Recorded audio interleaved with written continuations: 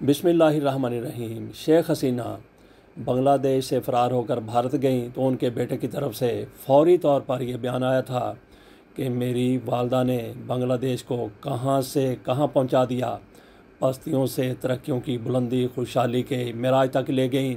लेकिन उनके साथ जो कुछ किया जा रहा है इंतहाई ज़्यादा बुरा है। उन्होंने कहा कि मेरी वालदा बहुत ज़्यादा मायूस हैं, वो लौट कर कभी बांग्लादेश नहीं आएंगी। ये उनकी तरफ से उस वक्त बयान सामने आया था जब हसीना वाजद को मुल्क छोड़े अभी एक दिन हुआ था, लेकिन तीसरे दिन उनकी तरफ से नया बयान सामने आ गया। उन्होंने कहा सजीबुर रहमान जो हसीना वाजद के बेटे हैं, उनकी तरफ से अब कहा गया है कि मेरी वालदा जैसे ही इलेक्शन का ऐलान होगा बांग्लादेश में वापस आ जाएंगी।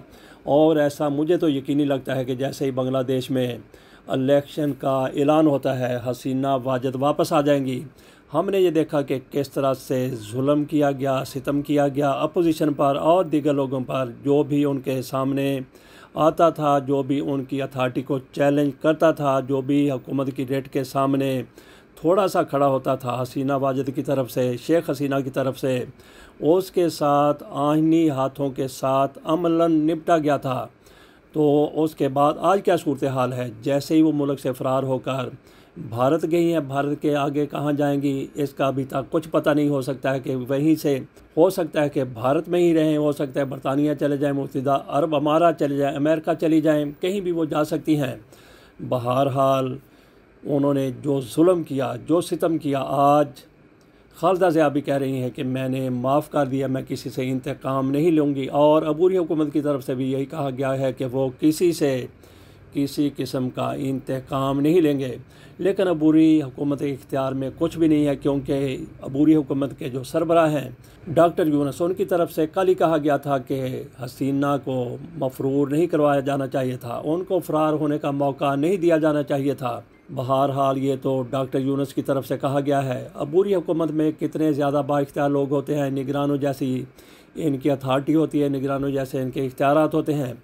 बहरहाल बांग्लादेश में जो पीछे लोग रह गए हैं उनमें खालिदा ज़िया भी शामिल हैं, दीगर अपोजिशन के लोग भी शामिल हैं। अपोजिशन के कह लें या ये कह लें जो हुकूमत का अब साथ दे रहे हैं, वो समझ लें कि हुकूमत का हिस्सा बन चुके हैं सारे के सारे। हर एक की तरफ से कहा गया है कि हम इंतकाम नहीं लेंगे। जो कुछ शेख हसीना की तरफ से इन लोगों के साथ किया गया उस पर बांग्लादेश में ये सोच पाई जाती है कि वो जो हमारे साथ कर गई, हम इंतकाम नहीं लेंगे। इसका सबसे ज़्यादा फ़ायदा किसको होगा? इसका सबसे ज़्यादा फ़ायदा होने जा रहा है शेख हसीना को, क्योंकि इन लोगों की तरफ से कहा गया है कि इंतकाम नहीं लेंगे। इसका मतलब यह है कि हसीना जब भी बांग्लादेश में वापस आती हैं, आज तो सूरत हाल बहुत ज़्यादा नाजुक है, उनके ख़िलाफ़ बहुत ज़्यादा नफ़रत पाई जाती है, इश्तियाल पाया जाता है, गैज़ो गज़ब पाया जाता है।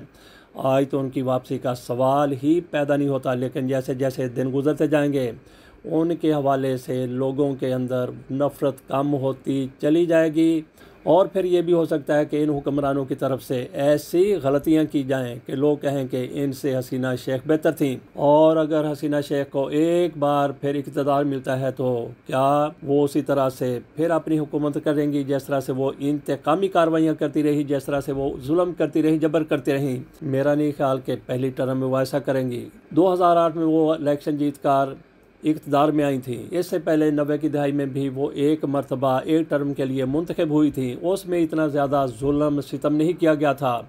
लेकिन पहली टर्म के बाद दूसरी टर्म में, तीसरी टर्म में उन्होंने जुल्म के ज़ाब्ते जिस तरह से इस्तेमाल किए, सिर्फ बांग्लादेश में नहीं बल्कि पूरी दुनिया में एक ज़ालिम हुक्मरान का उनका इमेज सामने आया। अगर वो फ़र्ज़ कर लें कि वो मुंतखब हो जाती हैं, एक बार फिर इक़्तिदार में आ जाती हैं, तो पहली टर्म में वो किसी से इंतकाम नहीं लेंगी। जिस तरह से इस पहली टर्म में 2008 में जो इंतखाबात हुए थे उनकी तरफ से कोई कार्रवाइयाँ इंतकामी नहीं की गई, लेकिन जैसे जैसे वक्त गुजरता गया उनको एक बार फिर उसके बाद भी मुंतखब किया गया, तो उन्होंने जुल्म, जबर, सितम जो कुछ भी अपने मुखालफिन पर उनसे हो सकता था उन्होंने किया।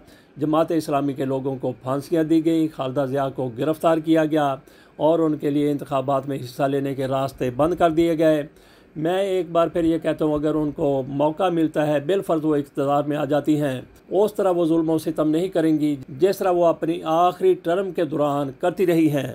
उनकी इंतकामी जहनीत इन लोगों के लिए जो बाद में इक़्तिदार में आएंगे या आ चुके हैं एक सबक बन गया है, जिसका सबसे ज़्यादा फ़ायदा हसीना शेख को होने जा रहा है। 2-4-6 माह के बाद इंतखाबात होते हैं तो हसीना शेख यकीनी तौर पर बांग्लादेश में वापस आएंगी और हो सकता है कि वो जीत तो ना सकें, लेकिन दूसरी सबसे बड़ी पार्टी उनकी होगी। वो भी इस सूरत में इस शर्त पर कि जो लोग उनके बाद इक़्तिदार में अब आ चुके हैं उनकी तरफ से ऐसा कुछ ना किया गया कि लोग कहें कि इनसे तो हसीना शेख बेहतर थी। लेकिन ज़्यादा चांस ये है कि आइंदा जब भी इंतखाबात होते हैं 6 महीने बाद, साल बाद, तो उसमें हसीना शेख को कुछ ना कुछ तो हिस्सा मिलना ही है। इसमें कोई शक नहीं कि बांग्लादेश की फ़ौज हसीना वाजिद की हमायत में नहीं थी, लेकिन उस तरह से हसीना वाजिद की, हसीना शेख की वो दुश्मन भी नहीं थी। अगर दुश्मन होती तो बांग्लादेश की फ़ौज किसी भी सूरत में हसीना शेख को अपने मुल्क से ना जाने देती। वो मुल्क से चली गई हैं तो उसका मतलब यह है कि फ़ौज उनके साथ कुछ न कुछ रायत ज़रूर कर रही थी, या ये कहा जा सकता है कि फ़ौज ने उनसे जान छुड़ाने के लिए उनको अपने मुल्क से जाने दिया। जिस तरह के हालात बांग्लादेश में हो गए कि हसीना शेख को अपना मुल्क छोड़ना पड़ा, उसी तरह के हालात पाकिस्तान में भी हैं। पाकिस्तान में भी लोगों को उठाया जाता है, गिरफ़्तार किया जाता है, घरों पर रेड किया जाता है, गिरफ्तारियां हो रही हैं। लोअर कोर्ट से लेकर हाई कोर्ट और सुप्रीम कोर्ट तक भी जजों को मैनेज किया जाता है। यही कुछ वहां पे उबैदुर रहमान साहब करते रहे, जो चीफ जस्टिस सुप्रीम कोर्ट हैं बांग्लादेश के, और उनके खिलाफ ये मुहिम चल रही है कि वो फौरी तौर पर इस्तीफ़ा दें। देखते हैं कि वो इस्तीफ़ा देते हैं या नहीं देते। पाकिस्तान में भी जिस तरह से वहाँ पे जजों को मैनेज किया जाता था, पाकिस्तान में भी उसी तरह से मैनेज किया जाता है।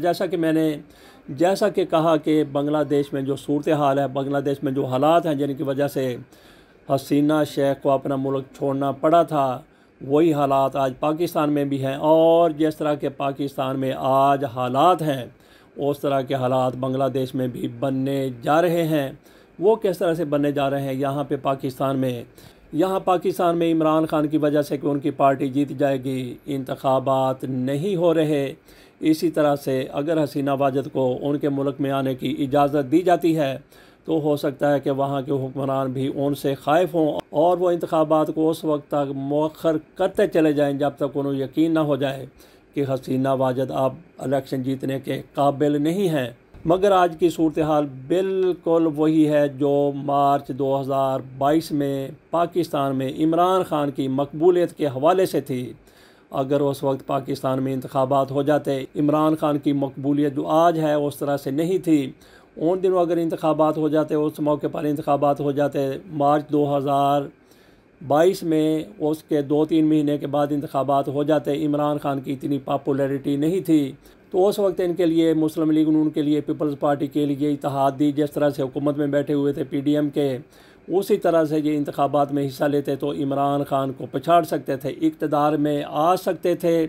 लेकिन इनकी तरफ से लालच कर लिया गया और उन्होंने इलेक्शन में जाने की बजाय हुकूमत ले ली और उसके बाद फिर अब तक ज़लील और रुसवा होते चले जा रहा। और अब ये इंतज़ार कर रहे हैं कि इमरान खान की पॉपुलैरिटी फिर गिर जाए, इनके इक़्तिदार में आने की वजह से, इनके हुकूमत लेने की वजह से, अदम एतमाद की वजह से ये इक़्तिदार में आए और उसके बाद इमरान खान की मकबूलियत का ग्राफ बढ़ता ही चला गया।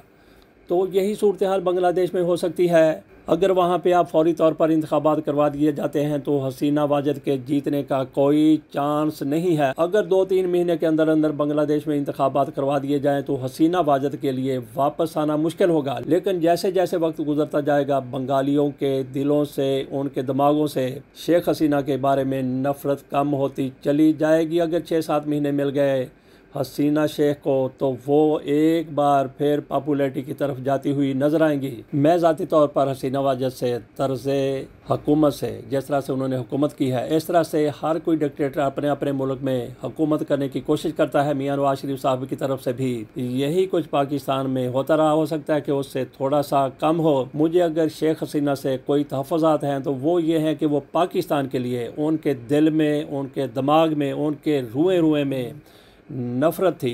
पाकिस्तान से ऐसी कोई भी नफ़रत करे हमारे लिए वो काबिल कबूल नहीं हो सकता, काबिल बर्दाश्त भी नहीं हो सकता।